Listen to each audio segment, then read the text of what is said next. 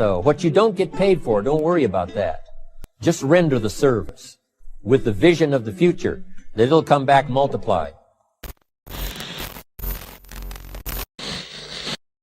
Napoleon said, number one, a leader needs unwavering courage. And I don't know if I totally agree with the unwavering part of this or not, because sometimes our courage does waver a little. You know, bend but not break.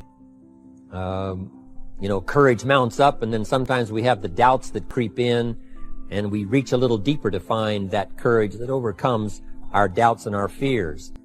So I would probably debate a little bit with Napoleon on this unwavering courage, because sometimes courage does waver. But as long as it stays, as long as in the end there it is to serve you, the courage to do what you didn't think you could do, the courage to step into territory that might be a little unfamiliar, the courage to talk to somebody you don't know, the courage to attempt conducting a meeting, the courage to give your first testimonial, the courage to, solve problems you couldn't solve before, that kind of courage.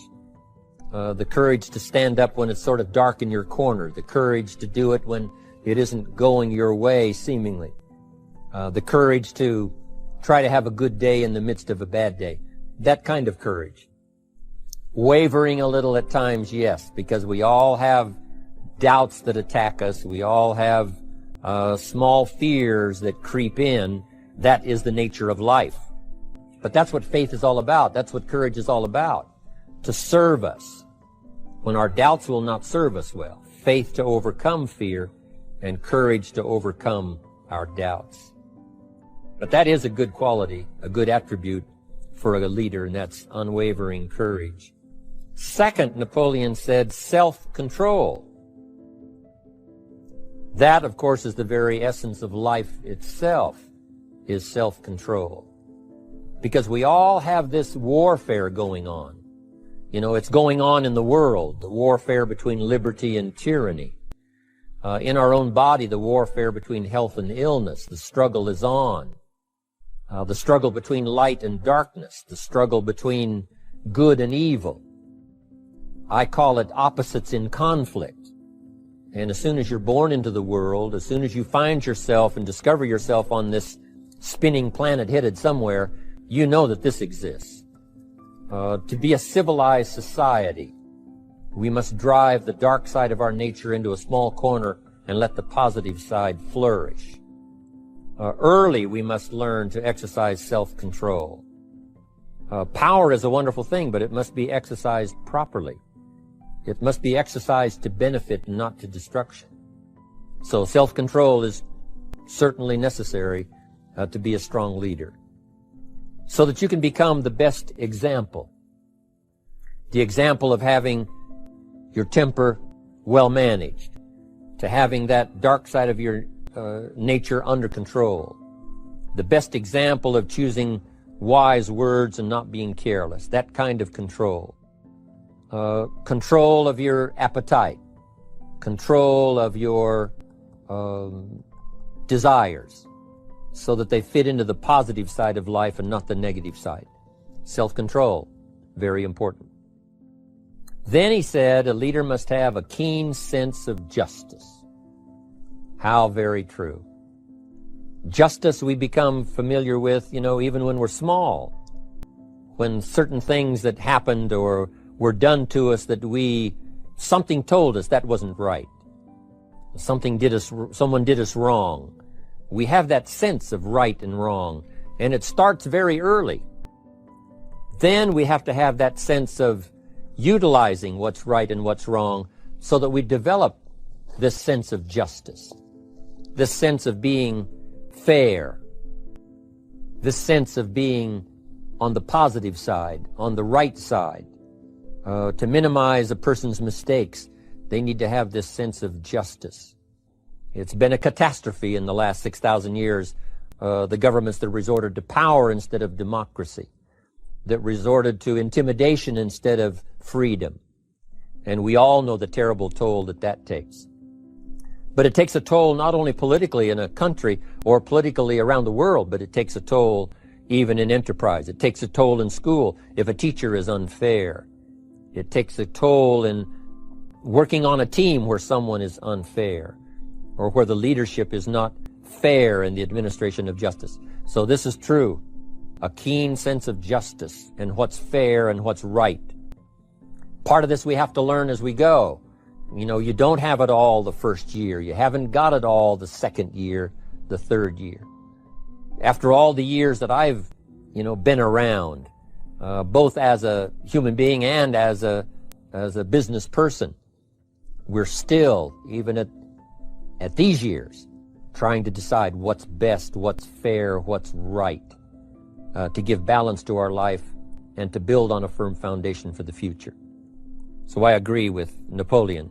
Good idea. A sense of justice. Here's another one, he said. Definiteness of decision. Indecision is the thief of opportunity.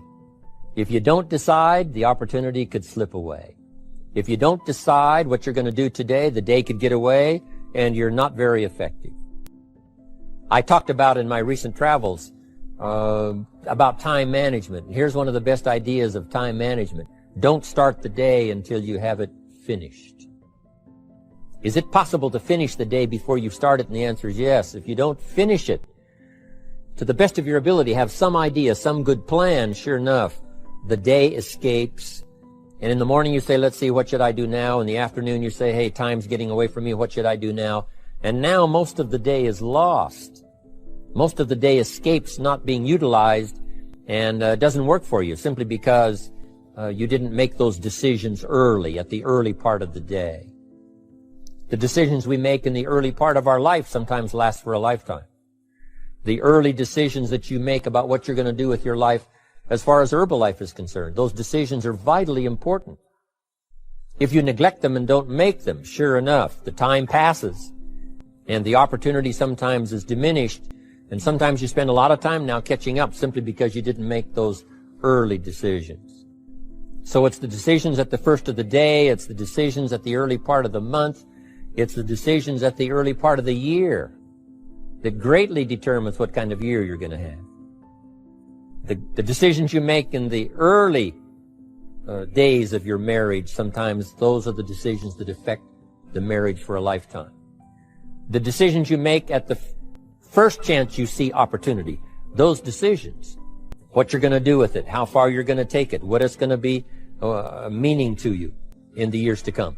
Those early decisions are vitally important. Then we need decisions to correct poor decisions, to overcome our mistakes. It's possible, of course, for all of us to make unwise decisions. And at the end of 1 year, at the end of 1 week, 1 month, or at the end of a few years, we say, that decision cost me too much. Cost me a lot of time, cost me a lot of money, cost me maybe a good relationship, cost me a chance to be productive. But as long as you're alive, there's still a chance to use new decision power to correct the mistakes of decisions that were bad in the past. All of us have the opportunity to do that, but I think Napoleon was right here too. You got to be definite in making decisions so that the opportunity doesn't pass you by. Take advantage. Here's the next one. Napoleon Hill said, a good leader has definite plans. How important that is.